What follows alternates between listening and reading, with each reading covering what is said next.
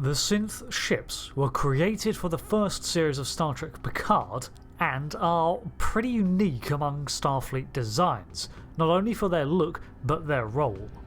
They were there to defend a planetary location, and that was it. Hi all, Rick here, and this video is breaking down the lore on the Deimos Class ship. The ship was designed for Picard Season 1 as the orbital and automated vessel ensnared by the Synth Attack. One of many, it's less a starship and more of a mass-produced tool, stamped with the Starfleet logo even. Its design was inspired by Ryan Denning and team's Section 31 NCIA cruiser from Discovery, but I could not unearth any concept art for it. It also bears a strong resemblance to the Section 31 drone ship, which was also a fully autonomous vessel controlled from a central starship.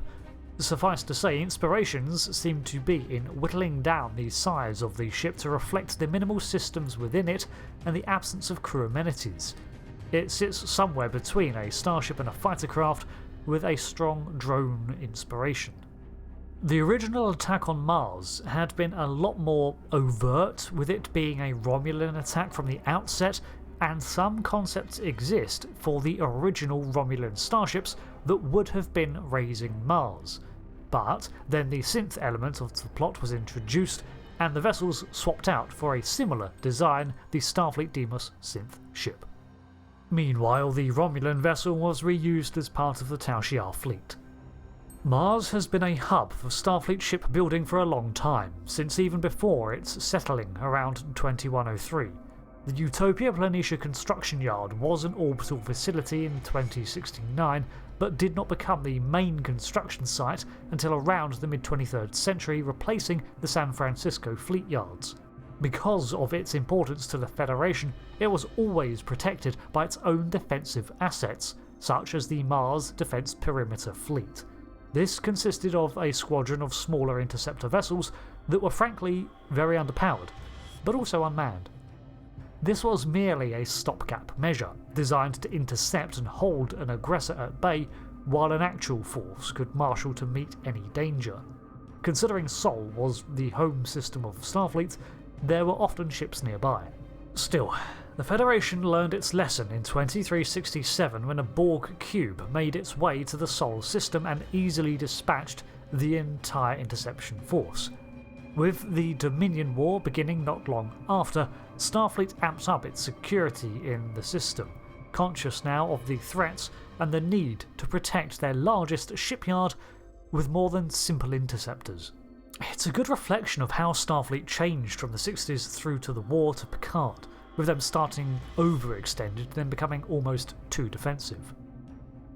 The new systems were almost online by the end of the war, and consisted of extensive automation. It was primarily an array of orbital phaser placements, and in 2380, controlled Deimos Class ships were added to the perimeter fleet. These vessels were not crewed, but could have an atmosphere and internal corridors for maintenance, and controlled by a central hub on Mars. In hindsight, naming them Deimos was probably not a good choice, as one of the Greek gods of fear brother to Phobos. The name was selected simply because it is one of Mars's moons, but still. In 2382, the Daystrom A500 synthetic unit was created by Bruce Maddox, who considered them unworthy of his research. These were not sapient creatures, akin to Soong's work, and Maddox would eventually leave Daystrom after the banning of his field of study, still seeking to replicate the great scientist's work. Some A500s were then assigned to maintain the Deimos Class ships, making them a pretty much fully autonomous fleet. This earned them the moniker of Synth ships. I could not find an actual measurement for the vessels, but from ST Online's scaling by look, they appear to be around 75 metres long, much wider at 135 metres, and incredibly narrow. They only consisted of 3 decks, although even that is closer to 1, as their internals consisted of little more than several rooms and tubes to access tech for repairs. Much of this narrow profile was because they did not have any warp ability, having no nacelles. They did, however, maintain a single impulse engine that offered incredible manoeuvrability, and they were not only capable, but excellent at atmospheric flight, hence the wings. This was supplemented by 2 more impulse engines on said wings. They could achieve at least 0.3 the speed of light, probably more. Internally, they saved power by having minimal inertial dampeners, gravity, and no life support. The ships were mostly coated in ablative hull armour and maintained a decent shield system for their size, being almost twice as effective as a runabout. Their sensor systems were subpar for Federation standards in terms of range, but very observant up close. They were expected to relay information back to a control hub, and it was that system that would feed them intel and targeting information. While not confirmed, I believe the large struts on the back contain the communications equipment for real-time uplinking to their control centre, the defensive satellites, or one another for coordinated attacks. In terms of armaments, they were equipped with 5 phaser arrays, the majority of which were forward-facing with a single underside-mounted turret. These phasers were unique to the Deimos class, as a standard strip took up too much room, and these ones fired in a reddish hue. Termed the Phaser Lance, their dual purpose was defensive and demolition, intercepting asteroids and such. To this end, they could build a charge up and hold it whilst priming another burst, up to 4 times, releasing them simultaneously to create a more powerful blast.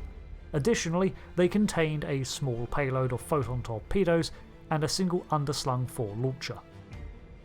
In 2385, these ships were decommissioned, if you can call it that, when they were hijacked by the A500 synthetics at the behest of the Romulan Tal Shiar sect, Zhat Vash.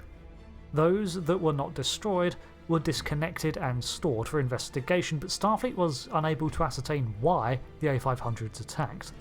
Theories ranged from the machines gaining sentience and rebelling, a Dominion cyber attack, or even a simple malfunction.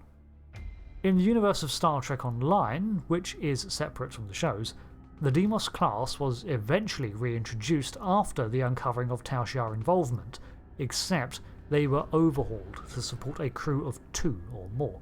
In the continuity too, some were even amended with warp capability. A shuttle-style warp reactor would be feasible and increase the range of their patrols to a system-wide coverage, which in hindsight maybe that's a good thing that they were limited to Mars when they were fully automated. As for Prime continuity, their fate is unknown, but considering it was the A500s that were hacked, it could be that Starfleet maintained its Deimos light frigates. So, that covers the Deimos class, and honestly, it was not a totally horrible idea for a defensive fleet. Starfleet is still struggling with that line of maximising the cohesion that shared control can bring, and the safety of user sovereignty over their craft. It's widely considered, however, that the ships themselves did not turn on Mars, but the onboard A500s merely hijacked them. They are a sleek design that really looks different from anything we've seen before, except for some Section 31 craft, and it stands out as a completely different design, as it should. No warp, no life support, just phasers and tools on wings.